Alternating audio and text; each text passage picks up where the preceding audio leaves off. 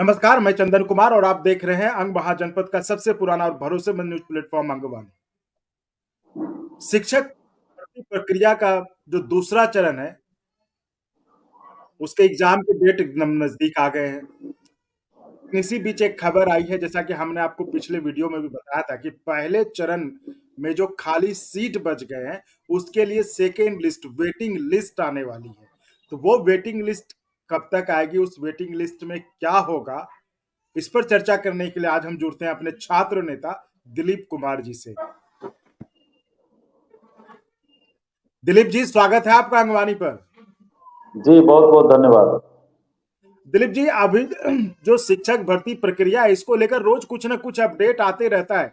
आज जो कल एक अपडेट आया था जिस पर हमने चर्चा तो की थी, लेकिन इस पर थोड़ा डिटेल में जानना चाहेंगे कि ये जो सेकेंड लिस्ट है, जो वेटिंग लिस्ट जिसको कह रहे हैं, और जब हम पहले चरण के समय प्रोग्राम कर रहे थे उसमें काफी लोग पूछ रहे थे क्या सेकेंड लिस्ट आएगा, वेटिंग लिस्ट आएगा, उस समय कोई क्लियर जवाब नहीं था। लेकिन अब वो जवाब आ गया कि सेकेंड लिस्ट आने वाली है। तो वो सेकेंड लिस्ट कब तक आएगी और उसमें क्या होगा, कैसे लोगों का सिलेक्शन होगा, इस पर आप कुछ थोड़ा डिटेल में अगर समझा पाए तो। देखिए, ऑफिशियली अभी तक कोई सूचना नहीं दी गई है कि सेकेंड लिस्ट जिसको सप्लीमेंट्री रिजल्ट कहा जा रहा है वो आएगा, तो कब आएगा या नहीं आएगा इस बारे में ऑफिशियली कोई जिक्र नहीं किया गया।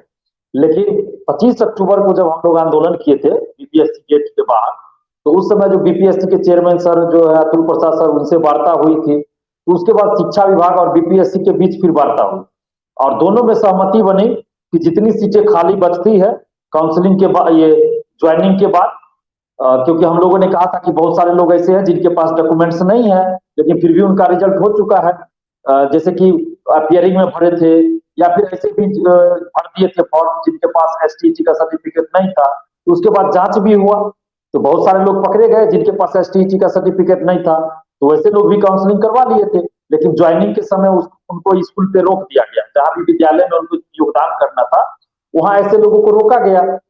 तो ऐसी परिस्थिति में हजारों सीटें खाली हो गई। तो उस समय ये सहमति बनी थी कि जितनी सीटें खाली रहेगी उसके लिए सप्लीमेंट्री रिजल्ट, जिसको द्वितीय मेरिट लिस्ट कह लीजिए, वो जारी किया जाएगा। क्योंकि बीपीएससी ने फाइनल रिजल्ट जारी नहीं किया था, बीपीएससी ने औपबंधिक रिजल्ट जारी किया था।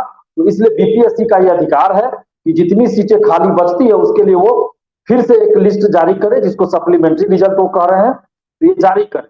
तो उन्होंने आश्वासन दिया था हम लोग, और यही वजह है कि हम लोग उसके बाद कोई आंदोलन नहीं किए, क्योंकि वेरिफिकेशन भी किया गया, डॉक्यूमेंट्स का जो फर्जी पाए गए उन लोगों को बाहर भी किया जा रहा है। तो हम लोग उम्मीद लगाए हुए हैं, भरोसा किए हुए हैं शिक्षा विभाग और बीपीएससी पर कि सप्लीमेंट्री रिजल्ट जारी होगा। और अभी बहुत जिला से जो है रिक्तियां आई है कि कितना सीट खाली बच गया, लेकिन अभी सभी जिलों से रिक्तियां नहीं आई है। अभी बहुत सारे विद्यालयों में क्या हुआ कि योगदान बहुत सारे स्टूडेंट, बहुत सारे जो शिक्षक जो अभी बने हैं वो लोग चयनित जो शिक्षक है वो योगदान नहीं कर किए अभी तक, चाहे जिस वजह से भी हो, तो अभी उनकी प्रतीक्षा की जा रही है। और जो जॉब में है कहीं पहले से, उनके लिए 30 तारीख तक का समय दिया गया है कि 30 तारीख तक आप हर हाल में एनओसी वगैरह जो भी फॉर्मेलिटी होती है उसको पूरा कीजिए। तो इसलिए हम लोग अभी वेट कर रहे हैं और हम मांग भी, तो अभी जो सेकेंड लिस्ट है सप्लीमेंट्री रिजल्ट है वो या तो 30 तक आएगा या 30 के बाद आएगा, दिसंबर फर्स्ट वीक में, हम लोग यही समझते हैं। और हम लोग ये मांग भी कर रहे हैं कि आप दिसंबर फर्स्ट वीक में दीजिए या 30 तारीख को दीजिए, लेकिन हड़बड़ी में फिर कोई रिजल्ट नहीं दीजिए। एकदम सोच समझ के, और जितना सीट खाली रहता है उन सभी सीटों के लिए सप्लीमेंट्री रिजल्ट जारी कीजिए। भले आप 4 दिन और समय लगे, ठीक है, हम लोग वेट करेंगे। जब 1 महीना से वेट कर रहे हैं तो 5 दिन और वेट करेंगे, लेकिन आप जितनी सीटें खाली रहती है उन सभी सीटों के लिए आप सेकेंड लिस्ट जारी कीजिए, सप्लीमेंट्री रिजल्ट जारी कीजिए। क्योंकि अभी सभी जिला से रिक्तियां नहीं आई है, तो इसलिए अभी हड़बड़ी नहीं होनी चाहिए। अभी बहुत सारे जगह योगदान की प्रक्रिया चल ही रही है, तो सारी प्रक्रिया पूर्ण हो जाए उसके बाद जितनी भी सीटें खाली रहे, चाहे वो जिस वजह से रहे, जैसे कि नियोजित शिक्षक बहुत जगह ज्वाइन नहीं कर रहे हैं, बहुत जगह जो फर्जी सर्टिफिकेट लगाए थे वो लोग बाहर हो रहे हैं, या अन्य कारणों से जो अगर कोई योगदान नहीं दे रहे हैं, ज्वाइनिंग नहीं कर रहे हैं, तो जितनी भी सीटें खाली रहती, चाहे जिस वजह से भी वो खाली हो, उन सभी सीटों के लिए सप्लीमेंट्री रिजल्ट जारी किया जाए। ये हमारी शुरू से मांग रही है और आज भी वो हमारी मांग है, और हमें भरोसा है बीपीएससी को और शिक्षा विभाग पे कि वो लोग अपने जो वादा किया गया था उसको पूरा करेंगे। और अगर ऐसा नहीं होता है तो फिर मजबूरी में हम लोगों को सड़क पर उतर के आंदोलन करना पड़ेगा। हम लोगों को कोई शौक नहीं आंदोलन करने का, हम चाहते भी नहीं आंदोलन करना। हम तो चाहते हैं कि जो वादा किया गया था उस वादा को शिक्षा विभाग और बीपीएससी पूरा कर दे। अगर ऐसा हो जाएगा तो हम लोग तो खुशी खुशी एक्सेप्ट करेंगे। हम लोग तो बीपीएससी और शिक्षा विभाग में जो सहमति बनी तो उसी का इंतजार कर रहे हैं, हम लोग तो भरोसा कर रहे हैं। नहीं तो आप देखिए 25 अक्टूबर के बाद हम लोग कोई आंदोलन नहीं किए उसके लिए। तो हम अभी भी इंतजार कर रहे हैं शिक्षा विभाग और बीपीएससी के फैसले का कि वो जल्द से जल्द जितना जल्दी संभव हो। और जितना जल्दी का मतलब ये नहीं हम कर रहे हैं कि हर बारी में फिर जल्दी, नहीं ऐसा भी हम नहीं करें। आपकी प्रक्रिया पूर्ण हो जाए, योगदान कराने वाली प्रक्रिया पूरी हो जाए, उसके बाद जितना सीट खाली बचता है उसके लिए आप द्वितीय मेरिट लिस्ट या जिसको सप्लीमेंट्री रिजल्ट कहा जा रहा है वो जारी किया जाए। दिलीप जी, ये अभी सुनने में आया है और कई जगह अखबारों में भी हमने पढ़ा, खबरों में भी पढ़ा कि 40,000 योगदान नहीं हो पाए हैं।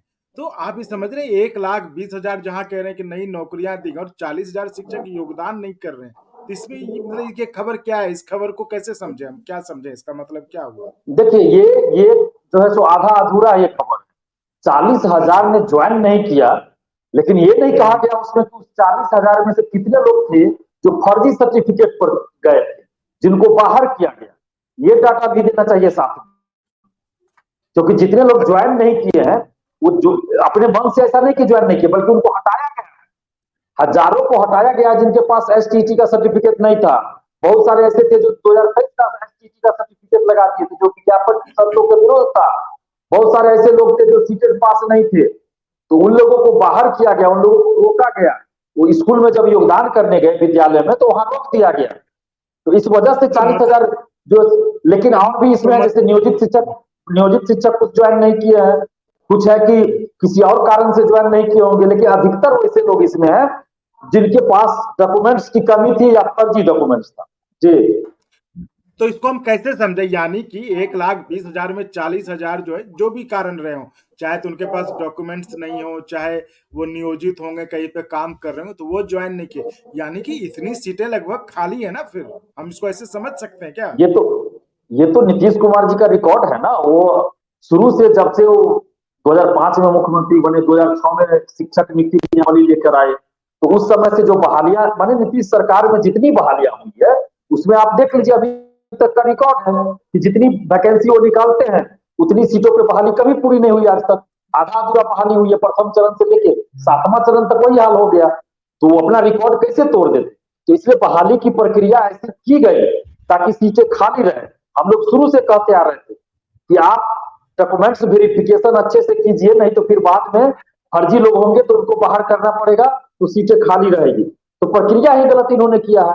पहले इनको डॉक्यूमेंट्स वेरिफिकेशन करना चाहिए था, उसके बाद फाइनल रिजल्ट जारी होना चाहिए। लेकिन इन्होंने कहा कि हम नियुक्ति पत्र 2 नवंबर को बांटेंगे, 2 नवंबर को बांटेंगे। हम उस समय भी कह रहे थे, आपके चैनल पर भी हमने कहा था कि अगर इसमें से एक भी फर्जी निकल गया तो क्या नीतीश कुमार जी और तेजस्वी यादव जी इस्तीफा देंगे? और उस समय लोग कह रहे थे, पार्टी के प्रवक्ता उन लोगों के जो सत्ताधारी दल के लोग हैं कि कोई फर्जी वाला नहीं हुआ है। अभी देखिए उन्हीं के सरकार में ना फर्जी कितने लोगों को बाहर किया गया है, हर जिला से फर्जी लोग बाहर हुए। तो क्या अब नैतिकता के आधार पर नीतीश जी इस्तीफा देंगे? फर्जी नियुक्ति पत्र बांट दिया गया। नहीं दिलीप जी, ये बात तो ये है ना कि मतलब सिलेक्शन प्रोसेस में तो कोई फर्जीवाड़ा नहीं है ना। अब मान लीजिए आप अप्लाई करते हैं, हम अप्लाई करते हैं, हमने गलत सर्टिफिकेट दे दिया, तो फर्जीवाड़ा मेरे तरफ से हुआ ना। तो चलो फर्जीवाड़ा अच्छी बात है, इसको पकड़ नहीं पकड़ा कब गया? हाँ, हम इसमें पकड़ा कब गया? सिस्टम, तो मैं कह रहा हूँ दिलीप जी, तो एक सिस्टम है ना कि जिसने पकड़ लिया, उनके पास अगर सर्टिफिकेट नहीं है, वो पकड़ा नहीं जाता। देखिए काउंसलिंग में पकड़ना चाहिए था उसको, काउंसलिंग में नहीं पकड़ा गया वो। तो उसके बाद हम लोग जब आंदोलन किए 25 अक्टूबर को, उसके बाद फिर सब जगह जो जांच हुआ तब पकड़ा गया जी। अच्छा, तो इसको अगर हम ऐसे देखें तो क्या जो वेटिंग लिस्ट, जिसका हम कयास लगा रहे हैं कि वेटिंग लिस्ट आने वाला है, तो क्या यानी कि वेटिंग लिस्ट जो आएगी, यानी जिसको आप सप्लीमेंट्री लिस्ट कह रहे हैं, यानी कि वो भी बम्पर काफी अच्छे खासे संख्या में होना चाहिए फिर तो? बिल्कुल होना चाहिए, और इसलिए तो सरकार से मांग कर रहे हैं कि इसमें आप छुपाइए नहीं। जितनी रिक्ति बचती है, सीटें खाली होती है, उन सभी सीटों को निकालिए। नहीं कि गलत डाटा सरकार दे दे कि इतनी ही सीट खाली बची और कम करके निकाल दे, तो ये सब नहीं चलेगा। जितनी सीटें खाली होती है उन सभी के लिए सप्लीमेंट्री, इसमें कोई चालाकी नहीं होनी चाहिए। हाँ, मतलब कि अगर अगर हम मान लें कि ये 40,000 योगदान है, जैसे कि आपने कहा कि ये खबर आधी अधूरी है, खबर पूरी नहीं है, ठीक है, हम उसको लेकिन हम यानी कि कोई 1-2 सेकंड लिस्ट जो सप्लीमेंट्री लिस्ट आने वाली है, उसमें मतलब 1-2 रिजल्ट नहीं आने, यानी कि हज़ारों की संख्या में उसमें भी नौकरी मिलेगी लोगों को, है ना? जो लोग छूट गए थे, जो लोग बच गए थे, तो उनकी संभावनाएँ अभी हैं ज़िंदा और वो आ सकते हैं उसमें। तो क्या क्या लगता है कितने नंबर वालों तक की फिर से लॉटरी खुल सकती है या किस्मत बन सकती है? क्या लगता देखिए इसमें जो डेट ऑफ बर्थ की वजह से बाहर हुए थे, जैसे डेट ऑफ बर्थ सेम है तो जितना सीट पे लेना था उतना लिया गया, बाकी लोग बाहर हो गए तो वो लोग तो पहले आ जाएंगे। बाकी हो सकता है एक नंबर कट ऑफ कम जाए, ज्यादा कट ऑफ कम नहीं जाएगा। देखिए हम अभ्यर्थियों को ये भी नहीं कहना चाहेंगे कि ज्यादा उम्मीद बन जाए फिर बाद में उम्मीद टूट जाए, तो एक है? नंबर कट ऑफ कम हो जाए वही बहुत होगा, ज्यादा कट ऑफ भी नीचे नहीं जाएगा। और ये जरूरी नहीं है कि हर हर क्लास के लिए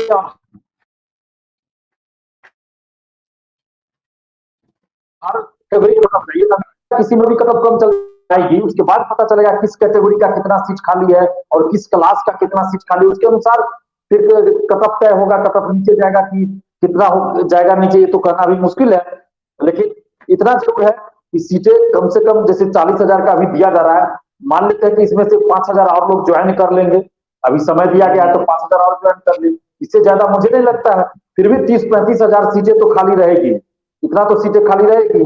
तो जो भी हो हम सरकार से यही मांग करेंगे कि जितनी सीटें खाली बचती है उन सभी के लिए आप सप्लीमेंट्री रिजल्ट जारी कीजिए, ईमानदारी से जारी कीजिए, उसमें कोई कटौती नहीं कीजिए और सही आंकड़ा दिखाइए, गलत आंकड़ा मत दिखाया जाए। ये हम शिक्षा विभाग के अधिकारियों से खासकर के पाठक सर से हम आग्रह करते हैं। तो और एक चीज और, ये आपने पाठक सर का नाम लिया, तो पाठक सर का भी वो रोज कुछ ना कुछ नया करता है। पाठक सर ने कहा कि जो है घर स्कूल के बगल में घर ले लें, तो ऐसा पहले कभी हुआ था? मतलब ये क्यों करते हैं ऐसा? क्या ये खुद कुछ मतलब क्या है, ये समझ में नहीं आता, कुछ से कुछ। स्कूल के बगल में घर मिलेगा तब ना ले लेंगे, सब जगह तो ये सुविधा है नहीं, सब जगह तो ये नहीं, सुविधा नहीं ना है कि स्कूल के बगल में उनको घर मिल जाएगा। ठीक है, पाठक जी कह रहे हैं तो व्यवस्था कर दे के पाठक जी ही, के पाठक जी ही व्यवस्था कर दे, सो तो करेंगे नहीं। वो हम अब पता नहीं, अखबारों में 1-2 जगह पढ़ा हमने कि अब जो है के पाठक जी के अनुसार कि अब सरकार जो है लोगों को गाड़ी चलाना सिखाएगी, तो घर मुहैया कराएगी, पता नहीं वो क्या था, कैसे था। तो क्या ये इन सब के लिए ऐसी भी कोई योजना है क्या? चूँकि आप वहाँ पे हैं, आपको कुछ पता हो? देखिए अभी ऐसी कोई योजना है नहीं, लेकिन घोषणा की जा रही है, घोषणा बार बार की जा रही है कि हम ऐसा करेंगे, लेकिन करेंगे तब तो। जैसे एक बार नीतीश कुमार जी 2020 में घोषणा किए थे, अखबारों के प्रथम पेज पे छपा था कि हर जिला में परीक्षा भवन बनाया जाएगा, हर जिला में परीक्षा भवन बनाया जाएगा, जहां की कोई भी प्रतियोगी परीक्षा हो या कोई भी परीक्षा हो वहां पे आयोजित करवाई जाएगी, ताकि स्टूडेंट्स को सुविधा हो और अत्याधुनिक सुविधाओं से वो मौजूद रहेगा वो परीक्षा भवन। लेकिन अभी तक तो कहीं नहीं बना, सिर्फ पटना में बना और उसमें भी अभी तक कोई परीक्षा नहीं हो रही। तो ये थे हमारे साथ छात्र नेता दिलीप कुमार जी, जो पटना से जुड़े थे, और वो बता रहे थे कि जो दूसरी सब लिस्ट आने वाली है शिक्षक भर्ती परीक्षा के प्रथम चरण की, जो वेटिंग लिस्ट जिसका कि आपको बहुत दिनों से इंतजार था, उस समय आप काफी सवाल भी पूछ रहे थे, अब जिसकी पुरजोर संभावना बन गई है कि वो लिस्ट आने वाली है, 30 तक आने वाली है, या नहीं तो 30 के मतलब पहले दिसंबर के पहले सप्ताह में लिस्ट आ जाएगी। तो एक चीज जो साफ लगी, जो अंदाजा लगा कि इसमें ठीक ठाक बम्पर नंबर में, बम्पर संख्या में दूसरी लिस्ट आएगी। और अगर आपको अच्छा लगा तो एक बार और आपको मैं कहना चाहूँगा कि आप इसको प्लीज़ सब्सक्राइब और शेयर करते रहें, ताकि हमारा भी मनोबल और सपोर्ट बना रहे।